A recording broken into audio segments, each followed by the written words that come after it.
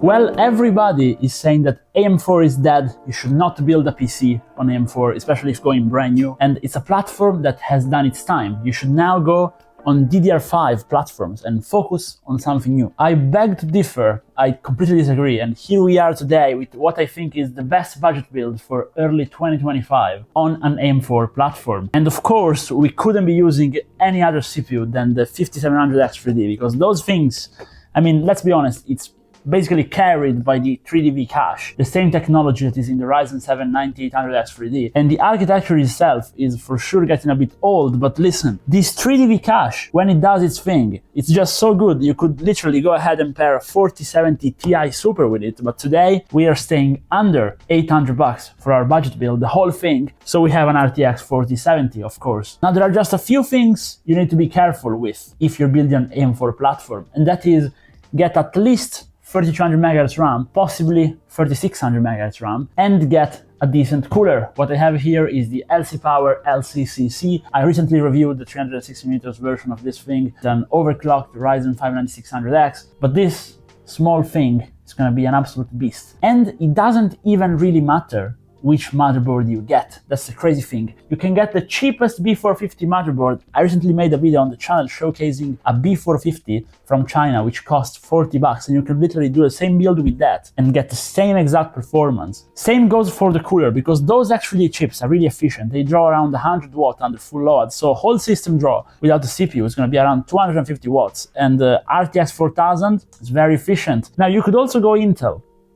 First time I'm saying this on the channel, but yes, you could also go Intel and get an Intel Arc B580. You could do that, but I couldn't get one today, or I would have done the build with that, to be honest, because I think it's the best value mid-range card out there at the moment. But hey, 4070s, since RTX 5000 is right about to come out, are getting cheaper, so I figured a very ugly PNY Verto 4070 would do the job still, and you don't need a good power supply. That's what I was getting at. Now, of course, since I'm doing a build which nobody wants to do, and I'm sure a ton of people are going to critique me in the comments, I'm going to make it really pretty so people can get mad at how good it looks. And now, this is why I've gotten this case. Now, MarsGaming, guys, a brand which started out making cheap cases for $40, has been making my favorite cases from an aesthetic standpoint in the whole year. So this is the brand new MC Edge, and it's basically a full open air case which may remind you of a certain Antec case which we saw back in the day. It's very similar, but it costs half the price. This thing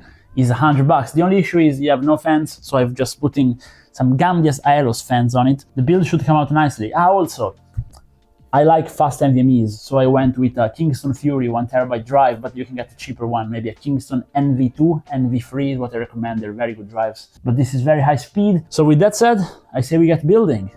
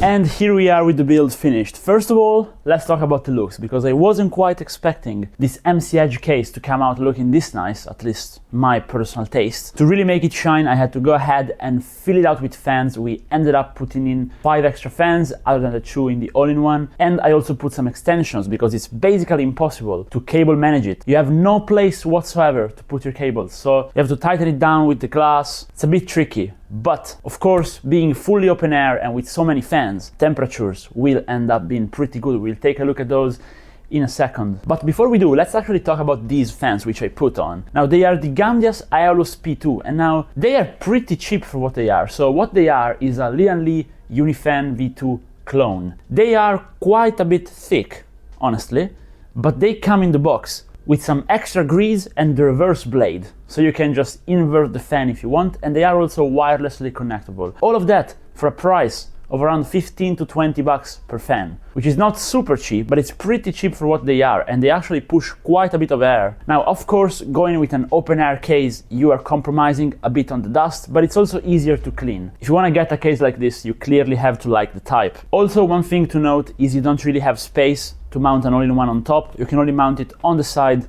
or on the front, and of course if you want to mount a 120 on the back, you can do that too. I also kind of like how the LC Power LCCC came out looking, even though it's not RGB, because it complements the side panel and it kind of looks like the side panel. If I didn't mount it, the case would be empty and you would see through the glass through all the cables, so you have to fill up this case. But enough said about the aesthetics. Let's actually talk about what you guys care about, which is performance. I am every day more convinced that the Ryzen 7 5700 XTD was kind of a mistake by AMD, because it's just so good. It makes buying a Ryzen 5 9600X basically pointless, and of course it's also destroying Intel's competition. Again, the only caveats being you have a non-upgradable platform. When you go ahead and upgrade, you cannot even reutilize your RAM. You have to change everything, brand new RAM, brand new motherboard, brand new CPU. So we have that, but if you don't care about upgradability, this thing goes fast. And now we can see that in the CPU-Z, but really you don't see the 3dV cache there, and you don't even see it on Firestrike, even though the result on Firestrike is amazingly good. But what we can see there, since it's a synthetic benchmark, is how cool the whole system is running. 4070 Verto from PNY isn't getting hot at all, and the CPU isn't either. And that's crucial for what we're doing here today, because what we want is to actually tweak our system and get 20% more performance by simply changing a few settings. And it's what we've done. So what we have for the benchmark is XMP on with tighter timings on the RAM, as I show in my RAM tweaking guide. We then have the FCLK on the CPU set to 1:1 to match DRAM speed, and we have the CPU undervolted with PBO undervolting, again, as I show on the channel, and the GPU is also undervolted and with the VRAM overclocked. So all that together brings us to 20% free performance compared to a stock build with these components, which is why this build can do the following results at 1080p. If you want to see what to expect from a build like this in some games, which I will not be mentioning, what I recommend you do is you go and look at Hardware Unboxed, since I test a lot of games, look for RTX 4070 benchmarks, and then add 20% to that, supposing you're tweaking your PC. This CPU does zero bottleneck with the 4070. As a matter of fact, we have a GPU bottleneck, even at 1080p, because the CPU can use all of the GPU power, which is what we want generally, because we can just do a drop-in upgrade of a better GPU in the future if we want to. With that said, this thing does 300 FPS locked at Apex Legends, maxing out the engine. It does even better in Fortnite. Well, if you go very low with the settings, you can do 500 plus FPS, but with decent settings, you can do 360 FPS, very, very stable, which is what I recommend you guys play at, honestly. And even in Warzone, we are doing well over 200 FPS if set properly. Of course, if you're playing the new Black Ops 6, which is a lot lighter than Warzone, we are well over the 240 FPS, which means this is a perfect PC for 1080p 240Hz gaming. That's the right monitor I would pair this with. And those monitors nowadays are so cheap, you can snag one up from a decent brand for 150 bucks. So you can literally get basically a custom gaming setup at 240Hz 1080p, so a competitive custom gaming setup for basically $1,000, just a bit over $1,000, which is genuinely crazy. Of course, if you're playing single player titles, the X3D CPU will not shine, but it's also not gonna give you any bad. The RTX 4070 is more than capable of playing any single player title at 1080p